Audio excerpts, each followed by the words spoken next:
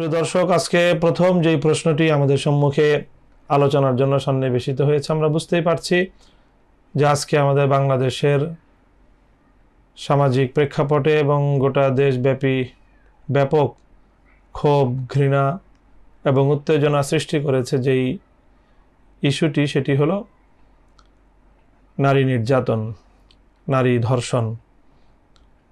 বাংলাদেশের একটি স্বনামধন্য এবং শীর্ষস্থানীয় শিক্ষার প্রাণকেন্দ্র সিলেটের এমসি কলেজে স্বামীর সাথে ঘুরতে গিয়ে একজন নববধূ, গৃহবধূ নির্মম গণধর্ষণের শিকার হয়েছেন এবং এই গণধর্ষণ করেছে সেই কলেজেরই কিছু শিক্ষার্থী নামক নরপশু এবং তাদের সাংগঠনিক পরিচয় সামনে এসেছে। তারা সরকার দলীয় ছাত্র সংগঠনের সঙ্গে সম্পৃক্ত। এই ঘটনা রেশ কাটতে না কাটতেই নোয়াখালীর বেগমগঞ্জে ঘটে গেছে এর চেয়েও ভয়াবহ ও নির্মম এক পাশবিক নির্যাতনের ঘটনা। সেখানে এক গৃহবধূকে কয়েকজন যুবক নরপশু তারা তাকে সম্পূর্ণরূপে বিবস্ত্র করে তার সেই ভয়াবহ দৃশ্য মোবাইল ফোনের মাধ্যমে তারা ভিডিও করেছে, তাকে নির্মমভাবে অত্যাচার করেছে এবং অশ্লীল ও নির্যাতনের এই ভয়াবহ চিত্র তারা নিজেরাই ধারণ করেছে এবং সেটাকে শেষ পর্যায়ে তারা নিজেদের পক্ষ থেকেই সামাজিক যোগাযোগ মাধ্যমে প্রচার করে সারা দেশকে আলোড়িত করে দিয়েছে, সারা দেশকে উত্তেজিত করে দিয়েছে। এই ঘটনার পরেই সারা দেশের সাধারণ মানুষ, উদ্বিগ্ন মানুষ, উৎকণ্ঠিত মানুষ, উত্তেজিত মানুষ, ক্ষুব্ধ এবং সংক্ষুব্ধ জনতা তারা প্রতিবাদে এবং বিক্ষোভে ফেটে পড়েছে। বাংলাদেশের সমস্ত জেলা, উপজেলা পর্যায়ে এবং সমস্ত শিক্ষাঙ্গনগুলো এই ঘটনায় নজিরবিহীন ক্ষোভ এবং ঘৃণা প্রকাশ করছে। এই ঘটনাগুলো থেকে আমাদের সামনে যে উৎকটভাবে ফুটে উঠছে আমাদের সমাজের করুণ চিত্র, যে এই সমাজে অবলা অসহায় নারীদের অসহায়ত্ব কতটা নির্মম। এখানে কিভাবে নারীদেরকে তাদেরকে ভোগের পণ্যে পরিণত করা হচ্ছে এবং এই নারীদের শ্লীলতাহানি সহ তাদের সম্মান, ইজ্জত এবং আব্রু নিয়ে যে ছিনিমিনি খেলার যে নির্মম পরিহাস, সেটি আমরা অবলোকন করেছি। বেগমগঞ্জের যেই ভয়াবহ দৃশ্য, সেটি আসলে দেখার মতো নয় এবং সেটি দেখে কোনো সুস্থ বিবেকবান মানুষ স্বাভাবিক থাকার কথা নয়।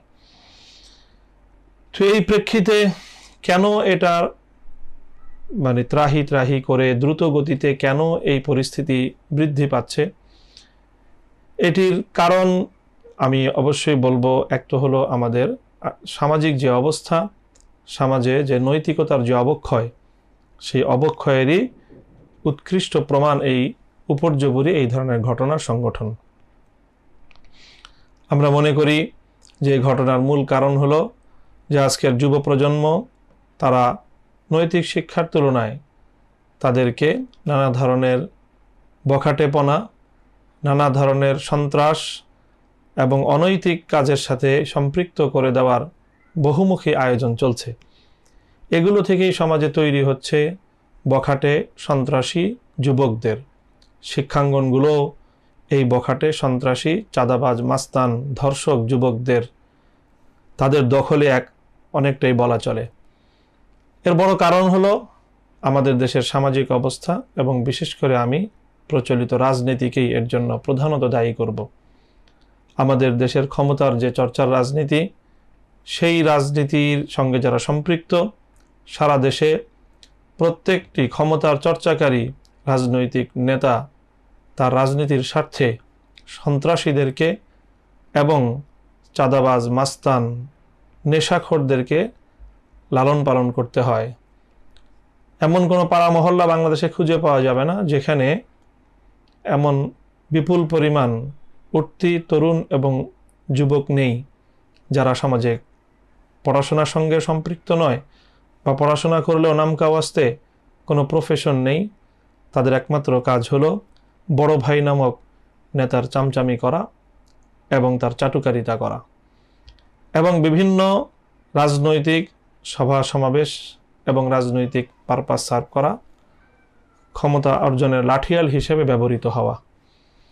এই যে উঠতি তরুণদেরকে এই ধরনের কাজে ব্যবহার করে কিছু এক শ্রেণীর মানুষ তারা ক্ষমতার চর্চা করছেন, আমি এই জন্য শুধুমাত্র সেই বখাটে তরুণদেরকে দায়ী করব না, বরং আমার দৃষ্টিতে এর জন্য প্রধানত দায়ী হলো প্রচলিত ক্ষমতার লাঠি নির্ভর, পেশিশক্তি নির্ভর এই ক্ষমতার চর্চা।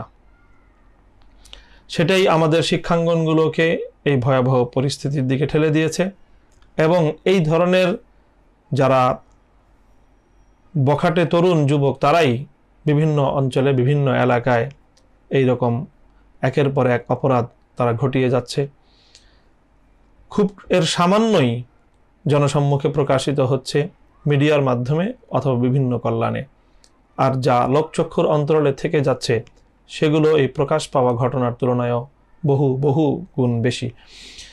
সুতরাং এই যে সামাজিক যে অবক্ষয়, এই ভয়াবহ পরিস্থিতি থেকে উত্তরণের জন্য আমাদেরকে রাজনৈতিক যে ব্যবস্থাপনা তার মধ্যে ব্যাপক সংস্কার আনার প্রয়োজন।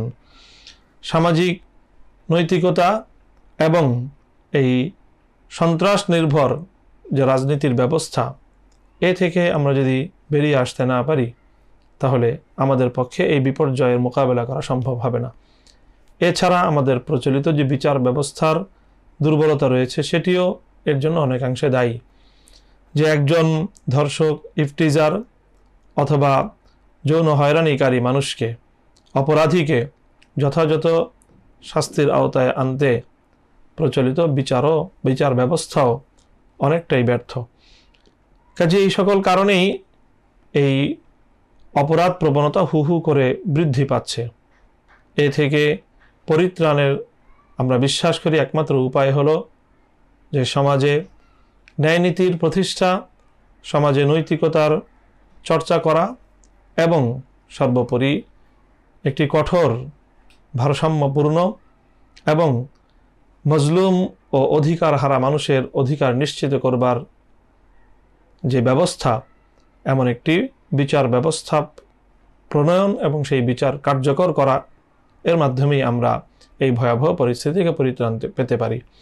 আর এই সবগুলো সমস্যার সমাধান একমাত্র রয়েছে পূর্ণাঙ্গভাবে মহান আল্লাহ রাব্বুল আলামিন প্রদত্ত ইসলামী শাসন ও ইসলামী বিচার ব্যবস্থার মধ্যে। আল কোরআনের শাসন, কোরআন সুন্নাহ ভিত্তিক বিচার ব্যবস্থাই মানব জাতিকে এবং দেশ ও জাতিকে এই ভয়াবহ বিপর্যয় থেকে পরিত্রাণ দিতে পারে।